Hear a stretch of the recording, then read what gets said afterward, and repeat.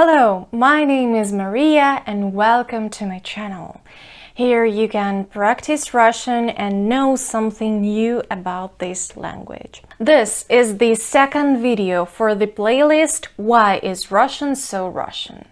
This is the playlist for those who are studying the Russian language, who have just started to learn it, and even for those who are not going to learn it at all, but are interested in the languages and cultures. You can turn on the Russian subtitles if you prefer, and we get started.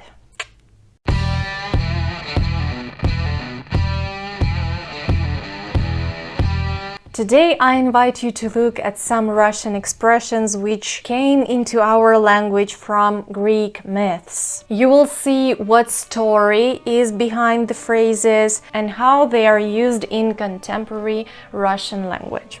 Of course, it is very likely that your language also has such expressions. It would be great if you write in the comments below if this is the case. Do you know the name of the goddess of vengeance?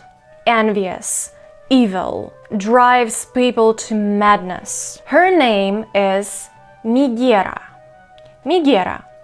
This word is now used for an evil, mean woman. Она красивая, но по характеру настоящая Megera. The god of medicine had a daughter named Panakeia. Panakeia. She could cure any disease. Today we use the word panacea, panacea, as a remedy for all the diseases and problems. Most often we use it in ironic sense or with the particle не, not. Мед – это, конечно, очень полезно, но это не панацея. Honey is, of course, very useful, but it is not panacea. Let's look at the following sentence. Я испытала какой-то панический страх и просто не могла сдвинуться с места. I experienced some kind of panic fear and just couldn't move. Where did this word panic, панический, паника, come from? The fact is that Pan, the god of forest, wildlife, according to myths, was able to instill strong, unaccountable fear into people. I think you've heard about Titans.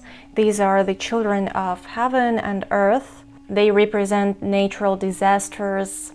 The modern Russian language doesn't forget about them. We still use the expression титанический труд to denote work which requires titanic effort, enormous effort. Выучить русский язык в совершенстве – это титанический труд. By the way, according to legend, Titans were thrown into Tartarus.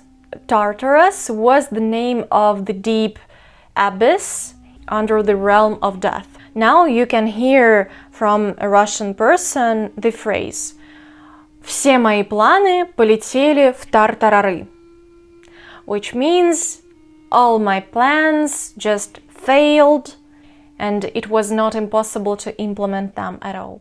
If you have lost something or someone or forgot something, you can say in Russian, for example, «Да где же мои ключи?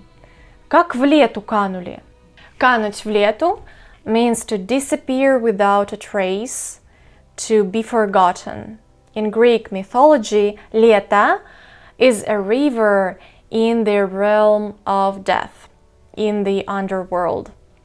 And the souls of dead drank water from this river. After that, they just forgot their entire past life. Do you know what it is? This is the goatskin cape which protected Zeus. And it was called эгида. Быть под эгидой, быть под эгидой, means to be protected under the auspices of some idea, philosophy, system, organization, and so on.